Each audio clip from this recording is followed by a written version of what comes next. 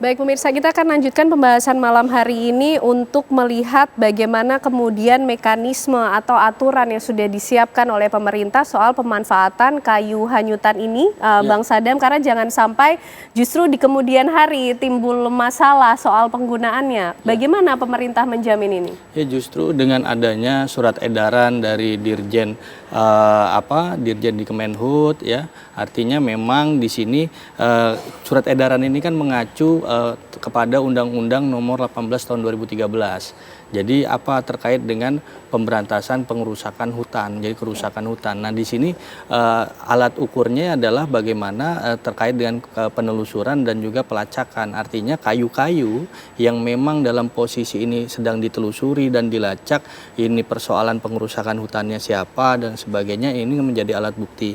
Nah ini yang kemudian perlu adanya koordinasi. Artinya ketika masyarakat membutuhkan, ini ada koordinasi, dan di surat edaran itu juga dijelaskan bahwa koordinasinya secara terpadu antara pemerintah daerah, provinsi, dan aparat penegak hukum. Nah dalam posisi ini juga pemerintah daerah itu sampai level kecamatan, desa, dan sebagainya. Artinya tetap perlu ada izin resmi ketika menggunakan kayu hanyutan ini, atau gimana? Izin itu udah dikeluarkan dengan surat edaran itu. Artinya memang sudah dibolehkan, tapi perlu ada koordinasi. Nah koordinasi ini kan tadi ada dua nih. Secara fisik kayu ini kan ada dua. Yang pertama secara fisik itu yang terserabut dari akarnya karena longsor dan sebagainya. Yang satu karena memang ya bahasa kita gelondongan atau memang sudah ada potongan-potongan. Nah ini yang kemudian yang potongan-potongan inilah yang kemudian ini lagi ditelusuri. Nah, artinya ini apakah akibatnya illegal logging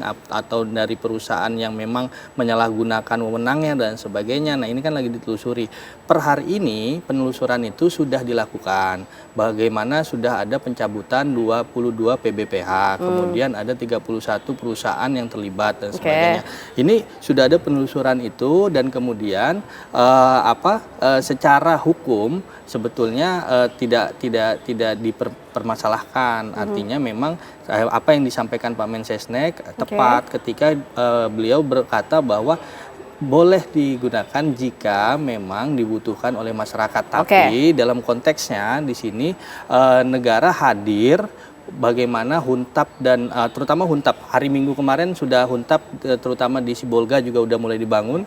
Ada 2.600 Huntap yang sedang disiapkan, 1.000 di Aceh, 1.000 di Sumut, dan 600 di Sumbar. Dan di sini masih non APBN. Kita melihat bahwa ketika bicara soal APBN, ada anggaran dari BNPB itu 1,6 triliun. Dan ada penambahan dari Kementerian Keuangan 1,3 triliun. Kalau itu dibagi dari 2,9 triliun, itu untuk 45.000 rumah yang rusak berat dan juga yang hanyut, itu totali itu ada 60 juta per rumah. Itu sesuai yang kemudian Pak Presiden sampaikan bahwa untuk Huntap itu 60 juta per rumah. Jadi itu anggaran sudah siap, udah ready, dan kemudian dukungan dari pemerintah pusat terkait dengan TKD juga sudah dikirim. Sudah dalam proses pengiriman 44 triliun. Baik. Jadi pemerintah pun juga sudah melakukan proses pembangunan Huntap itu, tapi juga tetap memperbolehkan bila ada yang ingin memanfaatkan kayu hanyutan. Baik Pak Yoga, kalau kemudian balik lagi kita bicara pemanfaatan kayu, bisa sampai sejauh mana pemanfaatannya? Apakah tadi Pak Yoga juga sempat bilang sebetulnya bisa digunakan di rumah-rumah yang mungkin kerusakannya masih bisa diperbaiki atau termasuk ringan begitu, tapi apakah aman Pak Yoga ketika tetap berada di situ, atau memang wilayah ini sudah tidak bisa lagi digunakan sebagai lokasi permukiman? Sebetulnya kita udah punya beberapa pengalaman pada saat bencana gempa di Jogja waktu itu. Kan mereka membangun sendiri rumahnya dengan istilahnya jasa wisma. Mungkin Pak Marco ngerti lah, jasa wisma. Jadi 10 kakak kemudian membangunkan masing-masing itu dalam hal ini. Tapi memang harus didampingi mereka. Harus ada technical assistance lah istilahnya, tenaga yang nanti dampingi dan sebagainya. Karena itu kita memang udah kerjasama dengan keterlibatan dari perguruan tinggi contohnya setempat. Kalau nggak salah kemarin di Jendikti itu sudah mendeklar ada sekitar 28 universitas negeri dan swasta di 3 provinsi tadi yang nantinya akan dideploy istilahnya, diarahkan untuk nanti bisa membantu. Umpamanya nanti katalah dengan rumah yang rusak ringan dan rusak sedang. mereka mungkin perlu cuma renovasi contohnya dalam hal ini. Ya itu kan bisa memanfaatkan kayu. Walaupun tadi ya saya pikir memang harus ada semacam kepastian bahwa kayu itu memang digunakan untuk rumah dalam hal ini. Betul. Nggak tahu kalau kayunya untuk yang lain dalam hal ini kan. Ya. Oleh karena itu kita memang harus ada semacam mungkin standarisasi dalam hal ini untuk bagaimana pemanfaatan kayu dan kemudian kayu seperti apa yang digunakan nanti untuk kolom dan sebagainya dalam hal ini, dan nanti mungkin nanti bisa didampingi oleh perguruan tinggi dalam hal ini untuk nanti bisa menjadi semacam konsultan yang bisa membantu masyarakat yang memang ingin memanfaatkan kayu untuk renovasi rumahnya dalam hal ini. Memang agak berbeda dengan yang huntap yang totally new rumah baru house yang nanti akan dibangun dalam hal ini. Tapi kalau mereka memang ingin membangun juga dengan angka 60 juta, itu kan juga ada dua pilihan ya dalam hal ini. 60 juta dengan manfaatin kayu, 60 juta atau tidak menggunakan kayu dalam hal ini. Ini kan dua opsi juga yang berbeda. Karena itu memang harus ada pendataan lebih lanjut dalam hal ini. Termasuk juga Mbak Ken yang juga menjadi penting. Mungkin tidak semuanya rumah yang sedang dan rusak ringan dalam hal ini itu juga masih layak berdiri di situ. Betul. Dia juga ada kemungkinan harus juga pindah. Umpamanya dia ada di bantaran sungai, ada di sepadan sungai, which is memang nggak boleh di situ tinggal umpamanya. Jadi dia harus direlokasi. Jadi dia juga nggak punya hak lagi untuk nanti hanya merenovasi. Dia punya hak nanti untuk mendapat yang 60 juta. Karena hitungannya kalau nggak salah 15 juta untuk yang rusak ringan, 30 juta untuk yang rusak sedang, kemudian 60 juta untuk yang rumah baru dalam hal ini. Jadi ada entitled istilahnya, nanti dia akan dapat rumah yang seperti apa nanti dari pemerintah. Gitu. Pak Marco, lokasi-lokasi apa yang kemudian harus diperhatikan atau diperhitungkan menjadi tempat relokasi kalau kita bicara soal menata ulang wilayah atau menata ulang kota? Saya kira pertama membedakan huntara dengan huntap ya. Huntara ini punya dua kriteria kalau mau dibangun. Pertama dia harus mudah dicapai oleh bantuan logistik kan, karena masih berjalan terus setidaknya selama 2 atau 3 bulan ke depan. Tapi dia juga tentu harus aman. Yang ketiga sebetulnya sedekat mungkin dengan tempat kerja mereka gitu. Jadi kita melihat kan juga sawah-sawah rusak. Jadi mereka pasti ingin segera mungkin juga memperbaiki sawah dan kebun yang masuk akal gitu. Dan karena itu 3 kriteria itu penting, dan bagaimana menerapkannya saya tidak bisa mengatakan karena harus dilihat kasus per kasus gitu. Karena itu memang sangat penting ketika sekarang masih berjalan tanggap darurat, ini harus ada tim yang melakukan survei menyeluruh untuk mengetahui mana kawasan yang aman untuk dibangun kembali, mana yang tidak gitu. Dengan kriteria tentu saja sebaiknya di mana mungkin itu bangunlah di tempat semula gitu. Karena apa? Karena di situ ada pekerjaan dan lain-lain. Dengan catatan ya di mana memungkinkan. Karena itu penting sekali. Apalagi nanti kalau membangun huntap gitu ya. Nah, saya kira kriteria yang paling penting untuk membangun huntap itu adalah begini. Dulu kan saya pengalaman di Aceh ya. Kami juga menggunakan kayu-kayu bekas. Sebetulnya tsunami itu bahkan menyisakan kayu yang bisa dipakai. Kami bahkan bisa menggunakan kayu untuk membangun pintu jendela untuk 400 rumah itu waktu itu. Ya. Nah, masalahnya kalau tsunami itu kita nggak bisa ngapa-ngapain tuh tsunami-nya itu. Kita cuma memperbaiki umumnya di pesisir. Tapi sekarang ini kan banyak juga yang di pedalaman, di lereng-lereng. Persoalannya adalah kalau kita cuma membangun apa yang rusak dalam pengertian bangunan jembatan jalan, tapi kalau hutannya tidak diperbaiki, tahun depan kena lagi gitu. Jadi karena itu pengertian rehabilitasi dan rekonstruksi kita itu harus mencakup bukan seperti pasca tsunami Aceh dulu, tapi harus mencakup juga rekonstruksi dan rehabilitasi hutan.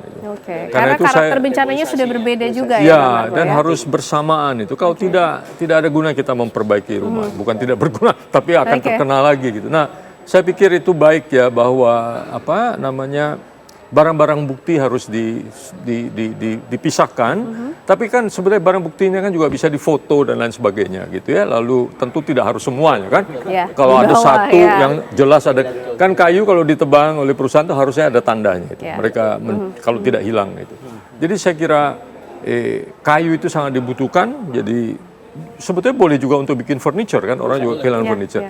Tapi karena itu menurut saya memang harus didahulukan dipakai oleh masyarakat, tapi terkoordinirnya itu bukan hanya oleh pemerintah gitu, tapi ada tempatnya, palong gitu. Itu menjadi titik poin penting. Itu yang kami lakukan waktu itu. Nah, jangan terlalu khawatir menurut saya ya dengan soal kemampuan masyarakat. Karena ini kayu, masyarakat kita tuh biasa bekerja dengan kayu. Tapi tentu saja bisa diperbaiki kalau ada pelatihan dan lain-lain. Dulu di Aceh juga kita setiap mau bangun tuh pemilik rumah bahkan dilatih juga. Jadi itu bisa, tapi menurut saya harus mengajak masyarakat. Karena mereka perlu pekerjaan, perlu income, dan kemudian tentu saja mereka juga sebetulnya sudah punya keterampilan dalam yang mendasar ya. Jadi penanganan infrastruktur dan juga menumbuhkan kembali kegiatan sosial masyarakat bisa berlangsung beriringan, paralel begitu ya Pak Marco ya. Nah Pak Azhar, apakah juga sudah melakukan survei nih tim UGM di sana soal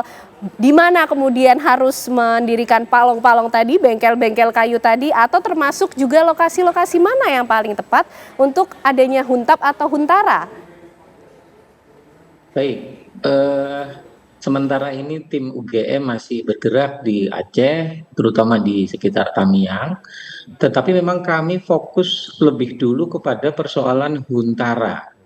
Karena pengalaman-pengalaman bencana-bencana sebelumnya, sampai dengan ketersediaan rumah tetap, hunian tetap itu ya ada yang cepat, hitungan bulan, ada yang hitungan tahun, ada bahkan beberapa tahun. Sehingga dalam hal ini urgensi menggunakan huntara yang berbasis family, berbasis keluarga, berbasis sistem sosial itu menjadi titik utama dari tujuan kita di sini.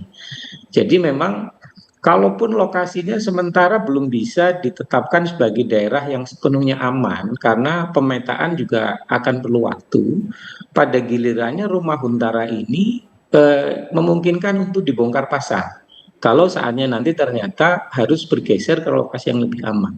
Tetapi bagaimana menyediakan hunian yang manusiawi, yang ramah lingkungan, itu tetap menjadi prioritas dan bisa memanfaatkan material yang tersedia. Sehingga variabilitas ukuran kayu besar, kayu kecil, panjang, pendek, itu semuanya bisa dimanfaatkan semaksimal mungkin dengan teknologi yang sederhana.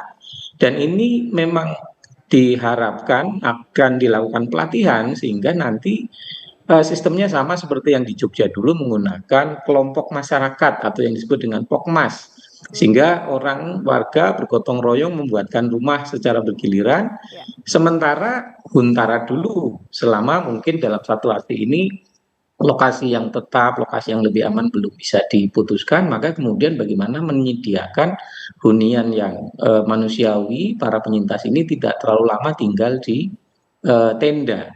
Demikian Mbak Ani. Oke, baik, karena kemudian yang menjadi perhatian jangan sampai adanya gelombang bencana kedua, timbul penyakit yang tidak kita harapkan ketika para penyintas ini harus bertahan cukup lama di tenda pengungsian. Nah, berikutnya menjadi pertanyaan Bang Sadam, seperti apa kemudian perhatian pemerintah tadi menjawab pertanyaan dari Pak Marco, jangan kemudian hanya fokus pada huntap, huntara, tapi di hulunya juga harus diperbaiki. Dijawabnya nanti Bang Sadam ya. Sesaat lagi kami hadir untuk Anda pemirsa.